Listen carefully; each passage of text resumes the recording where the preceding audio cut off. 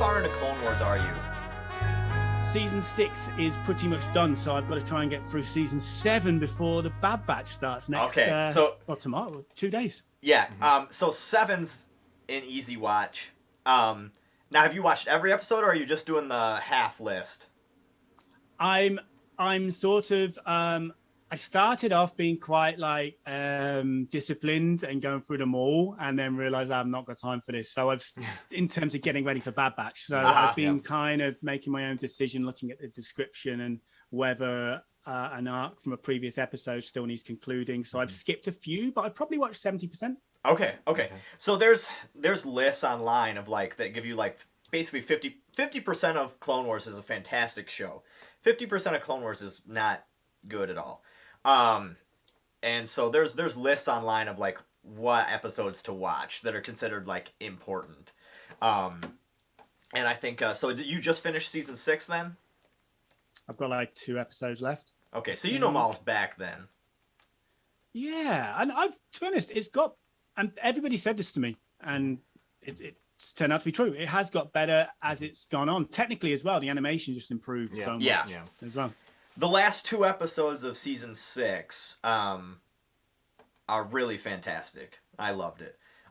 7 will start, the first 4 of 7. Once you're done with those, you're caught up with Bad Batch. It's all the first 4 that the next 4 are Ahsoka, and then the last 4 are you'll be impressed. It's just really, really great how they tie stuff together. And I haven't seen any of it yet. No. I've watched that, and I've watched Rebels is a sequel to Clone Wars. So a lot in Rebels wouldn't make sense if you didn't watch Clone Wars. Rebels is one that, unlike Clone Wars, you can't really skip that many episodes, but there's way less episodes, too. There's half the number of episodes. So it's worth it, I think. Yeah. See, Star Wars animation to me, animated Star Wars, is something that's almost entirely foreign because I haven't at all. I watched just the movies. My big thing was the games. And Chad didn't play any of the games, basically. I played everything. So Jedi Knight, Jedi Outcast, 1, 2, or Jedi Academy. Is it Jedi Academy? I'm forgetting now. But I played everything. And that was my Star Wars start, which is very different. Games. Yeah, it's the games. It's quite easy to be dismissive of the animated stuff, and believe me, I have been. Yeah. Ever since they came out, I saw the Clone Wars film, and that put me off. Oh, same. That's where I'm at. Rightfully so. Yeah. It's not a good movie. Yeah, my brother owned that, and it was awful. I watched it. I was like, gotta find Jabba the Hutt's little kid. The baby. The slug or whatever. It's terrible. It was dreadful. But, again, pleasantly surprised by the series as a whole. Yeah, it builds as it goes and gets a lot better. You might remember that this channel began with me tracking down, it's something I still do, tracking down the kind of more niche characters, if you like, from the original Star Wars film before The Force Awakens was released. Track them down, do an interview, and also make a little kind of audition tape with them to try and show J.J. Abrams and Disney in general what they're missing out on, maybe getting back in a future Star Wars film. The channel was stop and start. Back then I was firmly in my old school radio ways, didn't really understand YouTube, so didn't know that I have to continue, doing things for it to grow. And really only the last couple of years, I've sort of got a bit more consistent up until pandemic times, where I've become really consistent, at least for me, compared to the olden days. And also I would say as well, the one I couldn't find when on that initial kind of run of trying to track down, say, 7 or 8 original actors, the one I couldn't find was the stormtrooper that bumped his head, the one I really wanted to find. Yeah. Because it was quite easy to find who played Greedo, who played whoever else, because they're appearing at every convention for the rest of their lives, every weekend. Right, yep. Stormtrooper bumped his head. There was originally 2 people that were claiming it was them, then a third person came up. So it ended up extending the series so much so that it became a standalone documentary in the end called The Empire Strikes Door. And after that, the series still continues to this day, but it's more partly because now I'm doing them all online, so I can't do kind of sketches with them as easily. It's more sort of straight interviews now. And I don't think I've said this yet, but Empire Strikes Door, and I'm not kidding here, is my favorite Star Wars documentary. I've watched... Oh, thank you. I watch a lot of behind the scenes stuff. I saw the one on Last Jedi, which I thought was really good, but still, Empire Strikes Back, best one. And a lot of it has to do with your narration and control of the story. You did a really good job with it. I love it. Yeah. Thank you. Yeah, I feel like there could have been a 10-minute version to that 45-minute documentary. I was fine with all 45. Yeah, great. Well, I'm glad you got the, it was one of those things, I was pretty used to anything Star Wars related not getting commissioned, by people who will give you a budget. So I have this thing where I set my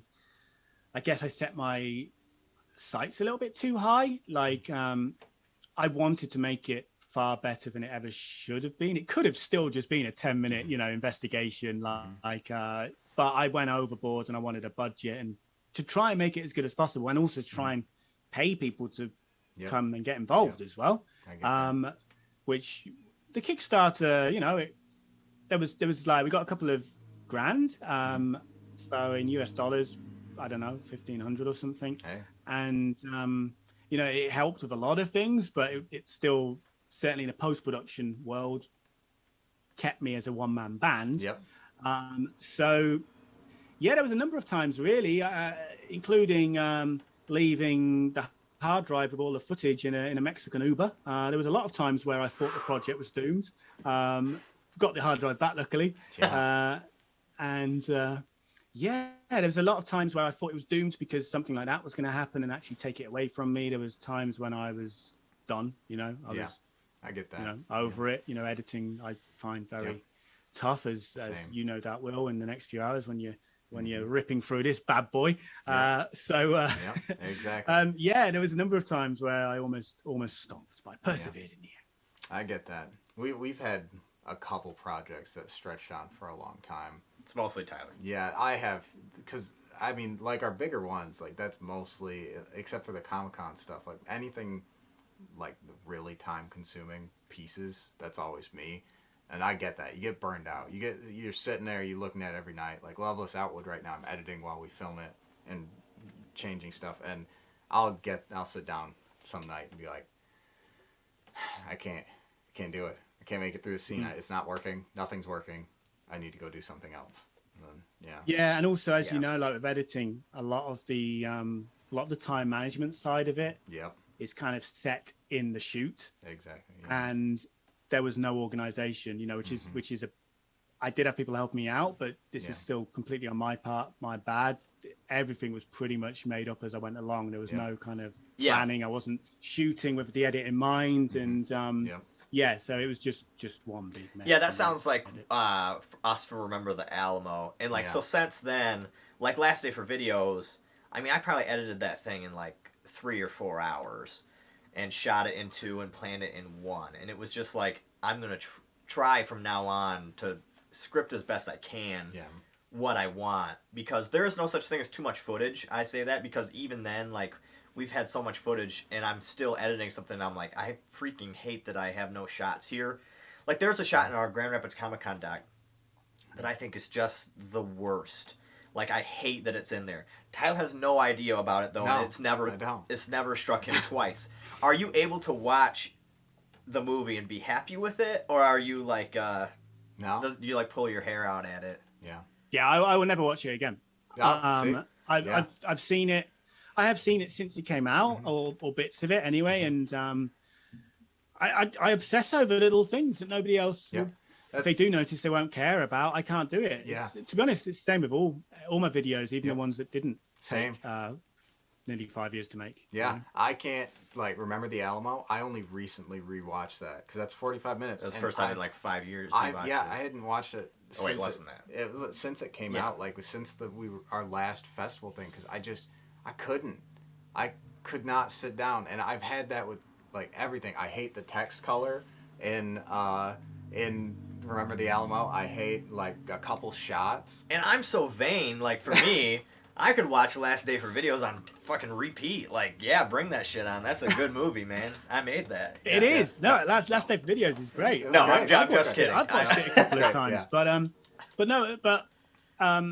also, it's not just a technical thing. I'm in the Empire Strikes stores, so I will always look at things back as the creator, technically. Okay. But I also don't like watching myself back anyway. Yeah, I would hate that a lot more. If I was in our stuff a lot more, I would hate it. Yeah, that makes sense. I completely get that. I wonder what you're gonna think of Loveless Outwood. Oh, he's the main character. I will hate the whole thing. Yeah, probably.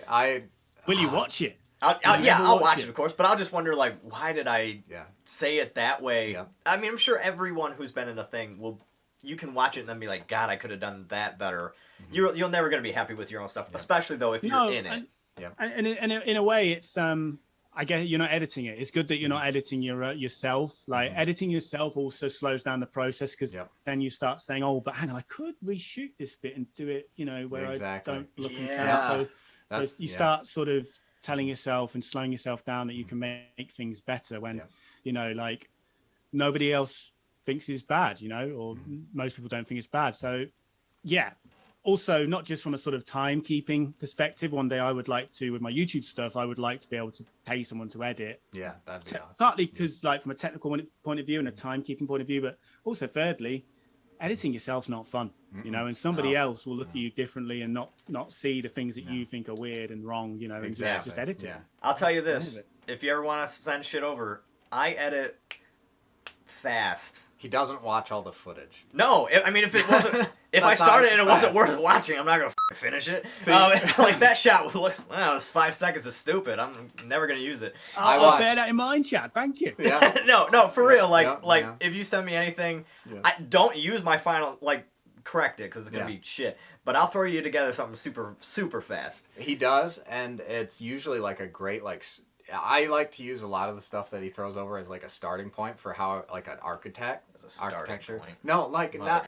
Yeah, I know, but the layout for the final thing, like I'll go back through and I'll be like, oh, the time he had on this was exact. Like that's what you want, but I didn't like this take, and I'll go and swap something, I'll go do something. But honestly, he's more of a perfectionist than I am. It takes me 10 hours.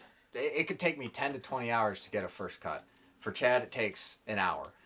Or less, and then Last Day for Videos is almost exactly the same as the first cut of Last Day for Videos. Yeah, it is. What I sent you, Jamie, before I had that intro thing, like that was the first cut, like that was it, and so the final. Oh yeah, I think cut wise, it didn't change much. It was just the music was added up, obviously, and the titles, I think, and for me, music is one of those things. Like maybe this cut isn't great, but if I get the music right.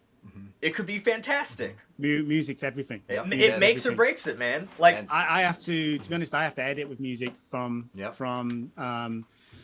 second thought, if you like, even if it's not the music I'm actually going to use. I just have to put it in there because then it sort of tricks my mind into thinking it's better than it is. Exactly, and we've done that. Yeah. Like remember the Alamo was all ELO, electric light orchestra. Like all the way through, and then we sent it to Zach, who did the music for Last Day for Videos. Yeah, and he just made a similar score. Of course, that makes sense. Now we won't put any of that in, but I'm gonna do this little bit. I'm gonna take that one part where you say you're not an athlete. I'm gonna be not. Yeah, just to clarify, just to be absolutely crystal clear here. But I'm gonna hold on. I gotta do a bit really quick where I need the audio from this. I'm just gonna not an athlete. Yeah, that'll work. That's an athlete. Like writing it down. Things we need to know about. Many people have mistaken me for being an athlete in his prime. Yep. Well, not with that hair now, but with the original hair, I could have seen it. Yeah. Oh, I'm a tennis player. Yeah. Yeah.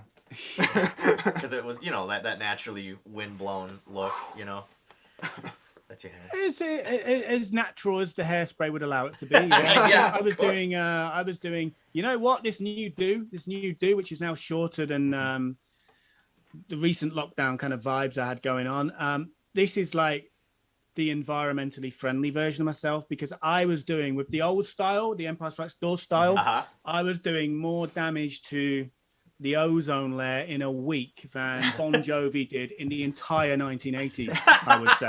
The amount of lacquer I was using. Nice. Oh, sure. Yeah. Wow. Was it carbon, hydrofluorocarbons? CFCs, all into the atmosphere. Yeah. I was a bad man. Yeah, I was a bad man. Luckily, I think they removed that stuff in the 80s, so you might have been all right. Okay. Yeah. It can't be good though. No, it can't. Yeah. It's not. It's just we feel better now. Yeah. We're trying to make you feel good about. Yeah, we're trying to make you feel yourself. Good. You're our guest. All when right. we get off, we're gonna be like that monster. It will never work. Yeah. All right. We're back on. Cool. Right. So who is someone that you've always wanted to interview but haven't been able to? At least not yet. Star Wars related. Yeah. Oh yeah. Let's do Star Wars related, and then let's do like in general. Yeah. Okay, Star Wars related. I think, and we've spoken about this before, Chad, very recently. In fact, I don't think it can get any better Star Wars wise than Carrie Fisher and Mark Hamill. Mm-hmm. To be honest, they seem like Harrison Ford is Harrison Ford. I don't think it gets bigger than that Star Wars related, but like he's not all that in interviews. I like the kind of I like his kind of funny, grumpy granddad style interviews. But if I was the interviewer and I needed to get something out of it, I wouldn't be liking it so much. No. So I think Carrie Fisher and Mark Hamill would be safe bets, fun bets, and that whole thing about never meeting your heroes would not come into play with them. Probably not. No. The my favorite video that I go back and watch every once in a while is Harrison Ford piercing Jimmy Fallon's ear on the Tonight Show. I don't think I've seen that. You need to go watch that. It's hilarious. It's a good one. If you give Harrison Ford something to do to somebody and don't ask him questions, he's over the top funny. Like he's doing strange faces, all this stuff, and hits every joke like on perfect. Give him control. So if you ever do an interview, ask him to pierce your ear. There you go. Yeah. Thank you for that. Yep. That's good advice. Yeah. All right. This is all stuff you probably can't share. You probably will never answer this, and that's okay. No. Let's do who's someone that you want to interview that isn't Star Wars. All right. I know you know him in America because he has spent a lot of time there. I've always, and I'm a Liverpool fan, so this is kind of weird because he played for Manchester United. I've always had a bit of a thing for David Beckham. Of course. And for England, he was great anyway. He was great for England, but I grew up, I was a kid when he was on the rise and all that. So he was probably definitely the most famous footballer of my generation and has been for, I suppose, many generations. So he is there from a sports thing. But I would say from a sort of movie and TV thing that isn't Star Wars, I'm a big Breaking Bad fan, so I'm going to go with Bryan Cranston. Yeah. And also seems like a great guy. Mm-hmm. Oh, he'd be hilarious. Yeah. That's a good one. Because I want someone a bit like Harrison, where you could have some fun with him in terms of giving him something to do, doing a sketch or something like that. Yep. I want someone who you can do that with, but also have a proper chat with. Yep. And I think Bryan Cranston would tick those boxes. Yeah, Bryan's amazing. Just watching, like, I watched Malcolm in the Middle a ton. My cousins used to watch that all the time. And I always knew him as the dad. When Breaking Bad came out, I mean, probably the same reaction for most people. They're like, holy crap. That's Hal. It's not the same guy. Yeah. All right. Questions you probably can't answer. What's been your worst interview ever?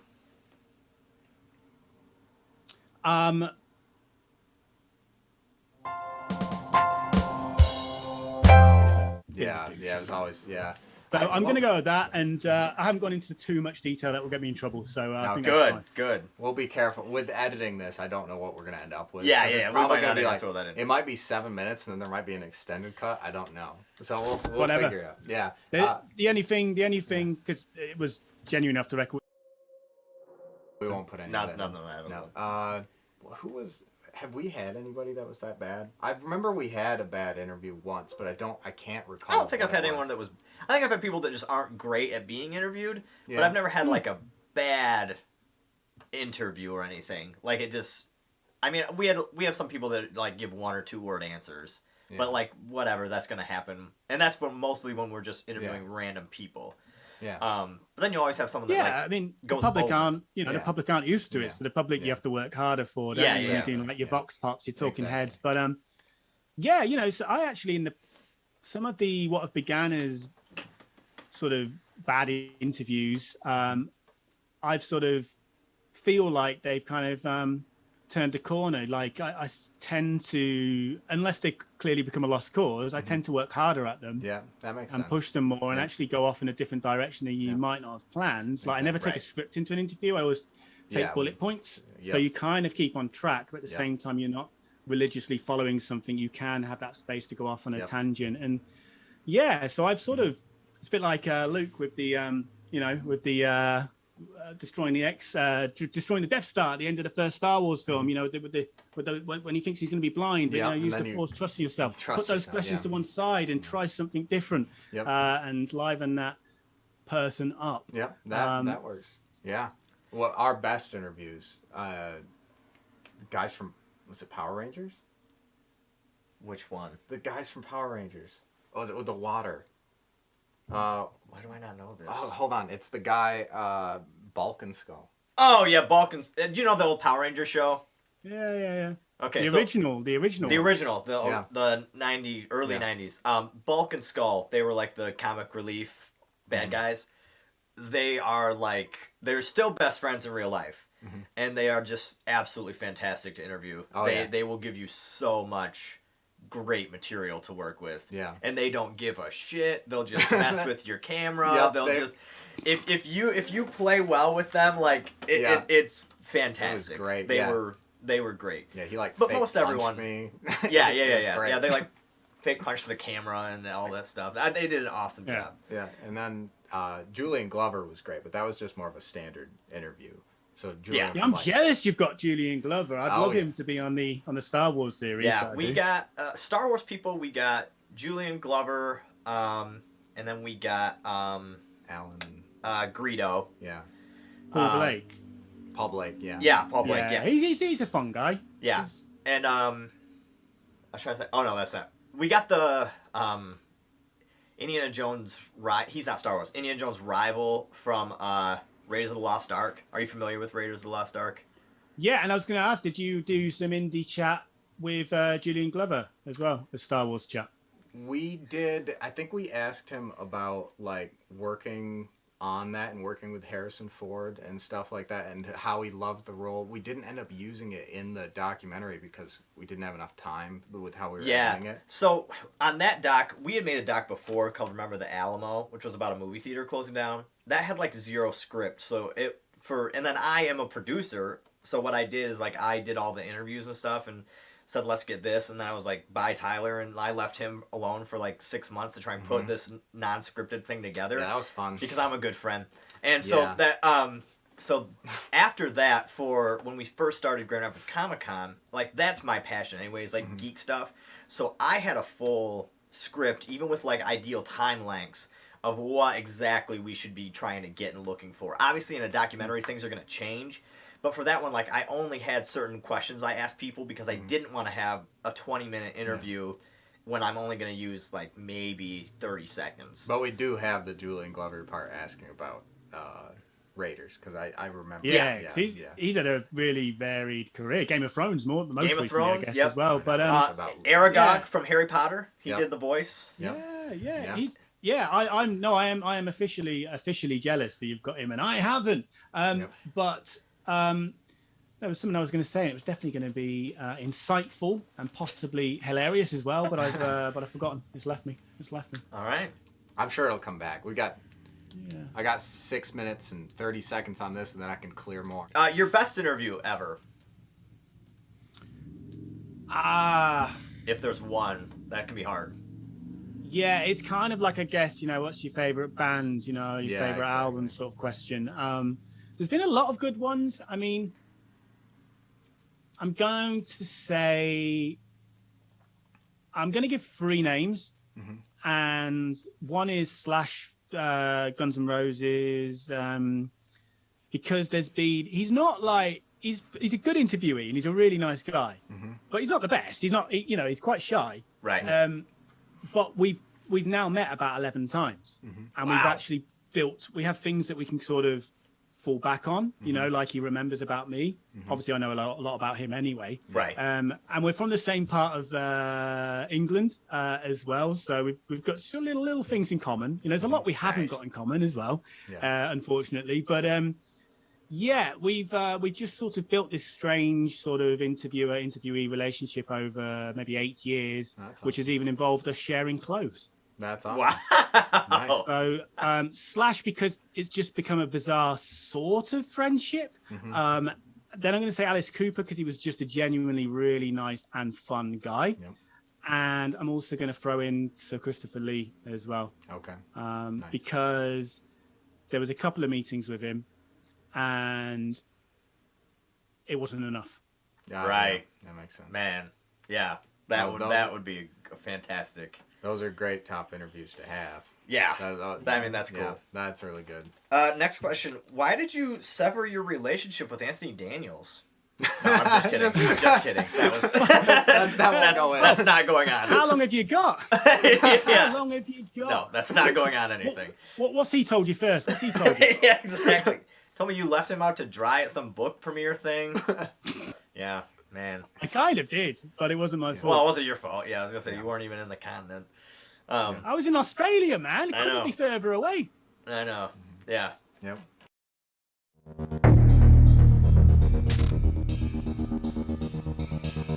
Lightspeed Tonight has been fantastic. So really well done on that. It's been that kind of show that I can watch and go, I know why he's disappointed in the amount of views. Yeah. Yeah, but I guess like Star Wars Explained shared it though, and you got like 1,800 views from that. What's that? Star Wars Explained, they shared it, and you got a lot of views from that. Yeah, he did a shout out as well in a video that went out yesterday. So there was another little news spike as well. So no, it's getting a little bit of a following. Like there's been yesterday alone, 100 people subscribed off the back of Lightspeed Tonight to the channel. So it's going to have its own following. Yeah. And you know what? Like, I don't care. I genuinely don't care for 1 million subscribers. Yeah. If the channel peaks at 100,000 and it pays its way, and I can sort of also pay people to do some of the jobs that hold me back, moving it forward. Yeah.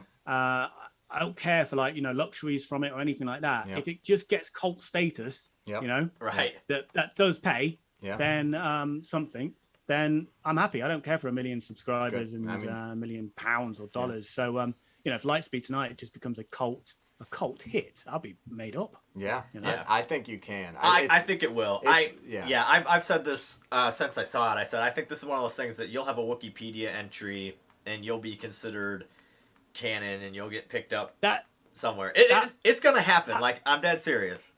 So I never had that intention where this was born out of lockdown. This was born out of lockdown and boredom. I never had the intention to ever try and become canon. Yeah. However, the more it's been mentioned and a few people are doing the hashtag, the more kind of funny it is. Yeah. But also, everybody loves a silly campaign. Everybody loves an underdog. Yeah. So it's like, actually, even though it's pretty unlikely still, it's not impossible. Yeah. There's obviously more to it, and also Lightspeed Tonight involves real world references, which is a decision we made. It wasn't a mistake. We made that decision and we argued about it for a while, me and Vince, who I wrote it with. So there might be some things that mean it can never be canon because it mentions. It could fall into that. There's like 3 tiers of canon. There's how they do that.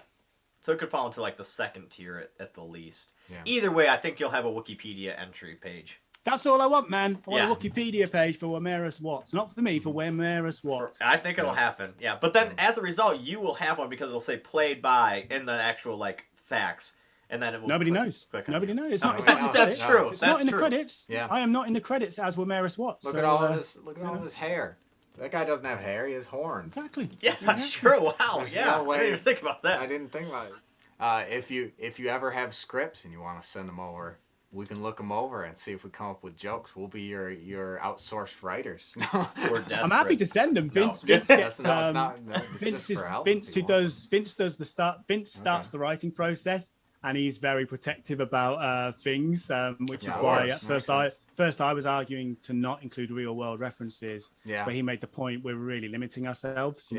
jokes here, and I agreed with him eventually. Yeah. It does take some people out, but it's a better like way for anyone to watch it instead of just this like niche Star Wars group. Because like my wife like found it very funny, and she's seen Star Wars, like she's very familiar with it, mostly because of me. But I think if it was just in world, like she wouldn't have enjoyed it as much personally. Yeah, it probably opens it up more to the casual Star Wars fan that we spoke about earlier, and he basically didn't want to take his Bjork joke out. It was all on that. Okay. I mean, but no, I would happily send the scripts to you both. But he will probably ignore everything that comes back. That's all right. But I'm still happy to send them to you. Last questions, we got right. We got right. Piece of merchandise, Star Wars related merchandise that you'd never give up. If you even That's a really good question and difficult as well. What's yours? So I have, this is a little candle thing. It's that's one of the original 35mm prints, just a frame from it. I have this. This is so stupid. It was $30 for this thing. This is a piece of the Crate Dragon. Oh wow! Is it really though? Is it really? It is. Yeah. Mini museum. If you ever check it out, like you can buy pieces of space shuttles, all that kind of stuff. Like T-Rex teeth and that kind of stuff. They have a ton of stuff, but that was one of them. Those are some things I never give up. I have all of the movies on VHS except for Rise of Skywalker, but I'm talking 7 and 8 and Rogue One and Solo. Someone converted them onto VHS. I probably wouldn't give that up. I have the original widescreen video collector's edition of Episode 1 that has like coupons aside, and it has a film strip from the actual movie, like the original 35mm film strip. Yeah. But the one piece I'd never give up would probably just be like the actual, the despecialized editions. I probably wouldn't give up Episode 4 of the despecialized edition. Just if I could just have the first one to rewatch on, I'd keep that. You gave me some good time. You helped me stall there. Yes. To think of something, and but I was so like I enjoyed talking about myself. by your enthusiasm and your stuff that I didn't think about anything of my own. I've got this thing that was called Tazos. Did you have the Tazos? They like we call them crisps, but you'd call them chips. So they came in like packets of like Walkers, which might be Lay's in the States. Yes, yep, Walkers is Lay's. They came in that, and then you had the collection. You put them in an album for the collection, and I completed it. It was one of the few things I completed. Because I usually just gave up with like the football stickers and stuff for each season. I remember being very proud of that, and I have still got the completed collection somewhere, and that was around the time of the special edition. But also something that's quite cool. I once lined up to get something signed by Anthony Daniels when he was at like a record store doing. There was some sort of Star Wars release, right? And he was doing signings, and I just think that's pretty cool because that was a time in my life where I'd probably never met a famous person, and he was probably the first Star Wars person I ever met, and I was there. I'm still 100% a fan, but I was there as a fan, not someone who was used to meeting, and interviewing Star Wars people. I lined up probably in the rain, and got that, and it was just one of those sort of wholesome moments, which only a fan of Star Wars would have appreciated. And obviously, if you fast forward, I've got his email address and his mobile number, and it's just sort of, I guess. If I ever have sort of doubts about, my YouTube views or something like that, I can always think, well, hang on, you used to line up in the rain to meet this guy. Now you've got his phone number. So, there you go. Yeah. Right.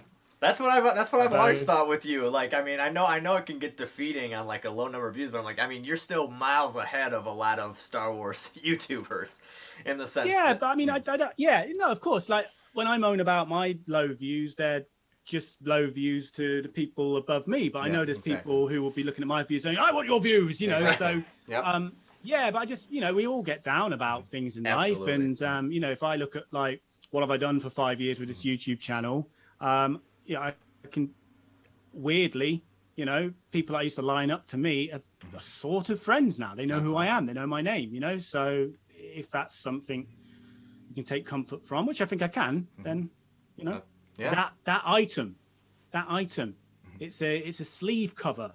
It's a sleeve cover, and I can't remember what the release was. But you got it. You got it. Yeah. Yeah. All right.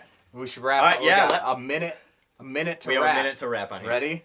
All right. Here we go. Now, Jamie, where can people find you? Where can people follow you, hear about your stuff, keep up with who you're going to interview next, all that kind of stuff? YouTube.com/for Geeknd, and then Instagram, Twitter, Facebook, it's /for Geeknd. If it's not the Geeknd, it's the Geeknd YT. Sweet. Okay. Awesome. There we go, guys. As always, we want to give a big, huge thank you and shout out to Jamie. We're probably going to release multiple versions of this because we talked forever, guys.